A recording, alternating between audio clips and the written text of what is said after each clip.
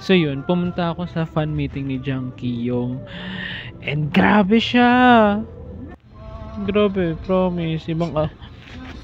Alam mo yung feeling na hindi siya mukhang Koreano. Pero Koreano siya.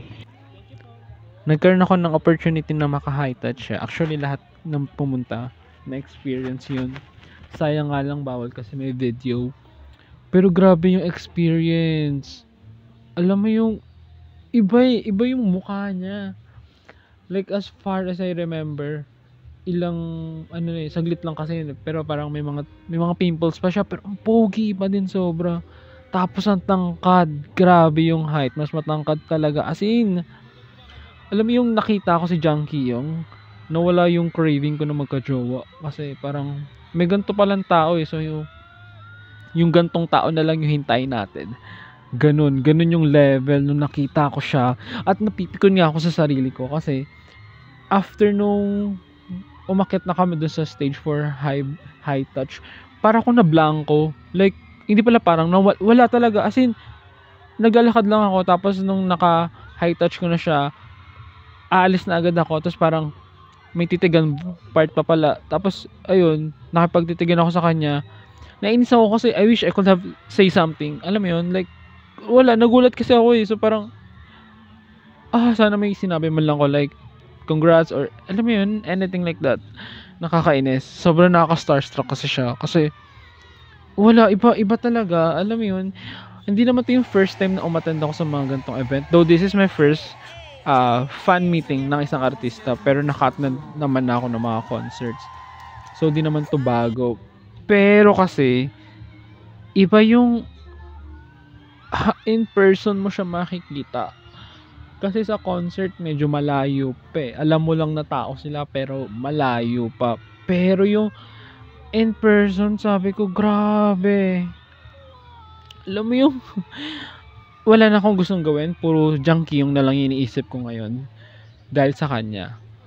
Kasi sobrang nakaka-starstruck talaga siya. Sa totoo lang. Sobrang, kasi si Jang Ki-young, 'di ba? Iba siya sa K-drama. Sa kung sino siya in real life. Like, in real life, he is so funny, so cutie, ganyan, baby girl ang atake, ganyan. Tapos, during fan meeting, very kalog siya. Tapos, alam mo yung nagjo-joke siya. Tapos, alam mo yung feeling ko scripted naman yun. Pero, matatawa ka pa din. At grabe yung tawa niya. Yung tawa niya, tawa ng mayayaman. Alam mo yung tawang basta yung tawang pang mayaman, ganun yung ang sarap pakinggan ng paulit-ulit. Ganun yung pakiramdam ko nung umattend ako. Nakakaloka. Tapos alam mo pa yung nakakatawa.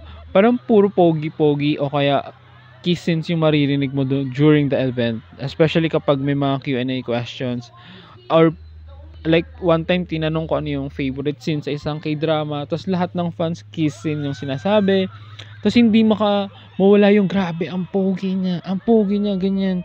Pero totoo naman kasi talaga, sobrang iba siya. Like, grabe talaga. Alam mo yun, parang may ganito palang tao. Nag-e-exist pala itong mga to. Ganun yung level na naramdaman ko habang pinapanood ko yung fan event niya. By the way, since first time nga to, nagulat ako na medyo mahaba pala yung mga fan meetings. Like, akala ko 1 hour lang talaga siya. 1 to 1.5 hour. Tapos, high-bye session na. Ganun. Pero yung sa amin, parang umabot din ng mga 2.5 hours. Kasi, natapos yung mismong event ng around 9 ata. Tapos, may high touch session pa. So, medyo matagal din. Pero yun nga, sobrang worth it nung event. Like, alam mo yung feeling na parang after neto lagi na akong attend ng mga K-drama fan events, ganyan. Kasi sobrang worth it niya. Sobra, alam mo yung tatawa-tawa ka, ganyan. Tapos ganun, tapos biglang alam mo yung pinaka best part talaga yung yung high touch. Like, oh my God. Iba talaga. As in, oh my God. Alam mo yung totoong tao siya. Nakita ko si Jang Ki-young, nakakaloka. Grabe. Alam mo, hindi ko na alam kung Wala, mahal ko na siya. Charot. Ayun lang, wala. Ang saya lang umattend ng fan events. Nakakawala ng problema. Especially yung high touch session nga.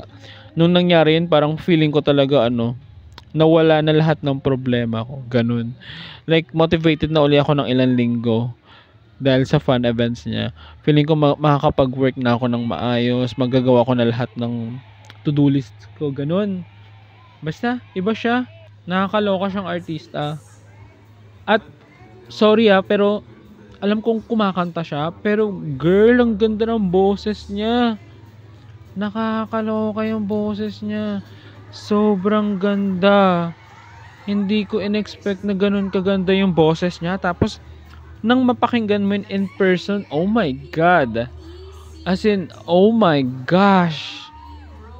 Dapat nag-release din to ng kanta. Alam mo yun, dapat nag-release siya ng mga songs niya kasi sobrang ganda ng boses niya, putek. 3 songs yung pinerform niya. And lahat yun, hindi ko alam kung anong kanta yung mga yun, promise. To be honest, hindi ako familiar. Pero ang ganda ng pagkakakanta niya. As in, nakakaloka. Thank you, View, for this opportunity, and I really enjoy this event. This is definitely a core memory to me, and I hope na bumalik uli siya. And for sure, a-attend uli ako ng mga fan events ng mga K-drama actors. Not just in K-pop, pero K-drama actors na din kasi sobrang worth it niya.